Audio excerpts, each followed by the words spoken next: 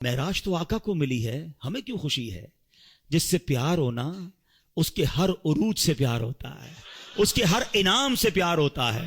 اچھا یہ تقسیم آج سے نہیں ہے، یہ 1400 ایئر سے پرابلم ہے۔ کچھ لوگ اس دن بھی پریشان ہوئے تھے جب معراج ہوئی نا، تو اس دن بھی کچھ لوگ اعتراض کر رہے تھے، یہ کیسے ہو سکتا ہے؟ رات کے تھوڑے حصے میں آپ جناب بیت المقدس بھی ہو کر آ گئے، آسمانوں کی سیر کر کے آگے۔ آرگیومنٹ ہوا تھا، مکے میں ہنگامہ ہو گیا تھا، کفار مکہ مذاق اڑا رہے تھے۔ ارے وہ گئے تو تھے حضرت ابوبکر صدیق کے گھر پہ اور جہاں کر کہا تھا، اے ابوبکر جس نبی سے محبت کرتے ہو پتہ ہے وہ کیا کہتے ہیں؟ ابوبکر صدیق رضی اللہ تعالیٰ کہنے لگے، بتاؤ میرے آقا کیا کہتے ہیں؟ کہ وہ کہتے ہیں کہ رات کے تھوڑے حصے میں بیت المقدس ہو کر آ گئے۔ آپ پتہ ہے یہ کتنا مشکل تھا سمجھنا ان کے لیے۔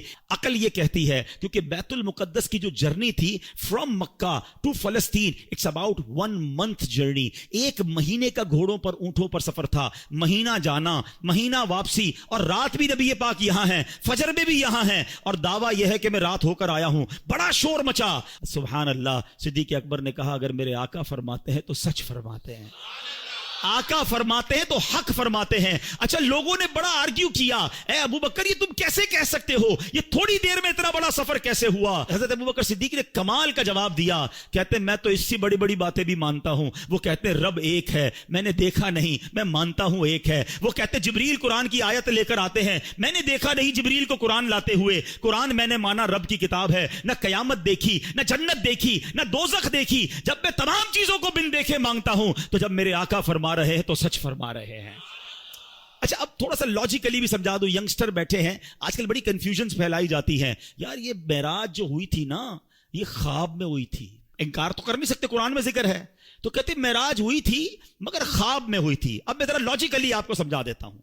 آپ کا بچہ صبح اٹھے آپ کے برابر میں سویا ہو اور کہ ابو رات میں لندن بھی گیا تھا، امریکہ بھی گیا، پھر آنکھ کھلی تو آپ کے برابر میں سویا تھا، تو آپ کیا کہیں گے؟ بیٹا سو جا، میں بھی رات بھر گھومتا ہی رہتا ہوں، کوئی مسئلہ نہیں ہے۔ خواب میں تو ساری دنیا ہی گھوم رہی ہے نا، تو اس میں اچھا اب مزے کی بات دیکھو، جو 27 رجب کی صبح مکے میں آرگیومنٹ کریٹ ہوا، سچ بات بتاؤں یہ ہمارا بھلا ہو گیا۔ مجھے ایک بتاؤ بات جھگڑا کیا ہوتا اگر نبی پاک یہ اعلان فرمایا ہوتا میرے آقا نے کہ میں خواب میں بیت المقدس گیا ہوں، تو پھر اعتراض کس بات کا ہے؟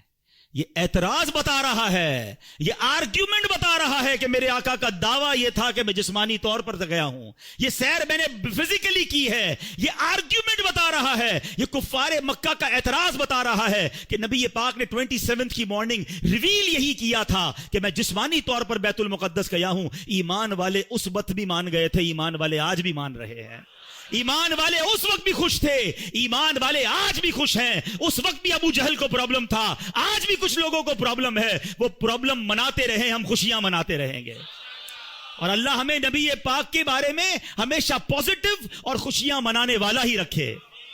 یہ صدیق اکبر کی شان ہے۔ فرام دیٹ ڈے صدیق اکبر صدیق کہلانے لگے، کیونکہ تصدیق کی، آپ نے بن دیکھے تصدیق کی اور خوشی بنائی۔ وہ پنجابی لوگ بڑی پیاری بات کہتے ہیں، اللہ کرے ہم بھی ایسے بن جائیں کہ ایسی منن والے ہیں، سوچن والے نہیں ہیں۔ مجھے ایک بات بتاؤ، کویسچن تو وہ کرے جس نے باقی ساری چیزوں میں کویسچن کیا ہو، اللہ کو ہم میں سے کس نے دیکھا ہے؟ ہمیں تو آقا نے فرمایا رب ایک ہے، ہم نے مان لیا، کتاب بتائی کہ یہ قرآن ہے، ہم نے کہا رب کا کلام ہے۔ جب ساری باتیں نبی پاک کی مان رہے ہیں، وہ بتا رہے ہیں جنت میں جانا ہے، دوزخ میں نہیں جانا ہے، وہاں عذاب ہے، قیامت آنے والی ہے، ہمیں تو سب ملا آقا کے صدقے ہے۔ تو یہی آقا جب فرماتے ہیں کہ معراج ہوئی ہے تو یقیناً ہوئی ہے، اور سنو یہ آقا معراج کی رات بھی تمہیں بھولے نہیں ہیں، وہاں پھر بھی تمہیں یاد رکھا ہے۔